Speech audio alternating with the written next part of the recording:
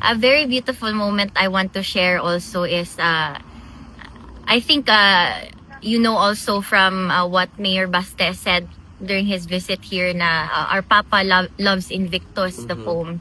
And so, he's been reciting it to me all the time since I was barely even 10. Kaya, naisip ko, whenever I visit ngayon, mag-recite kami araw-araw hanggang syempre yung memory niya, it's not that good anymore. So, dinadahan-dahan ko hanggang memorize niya ulit. And parang every time na he doesn't know the next thing to say, parang nalulungkot siya. But when he realizes that I guide him through the poem, gumingiti siya.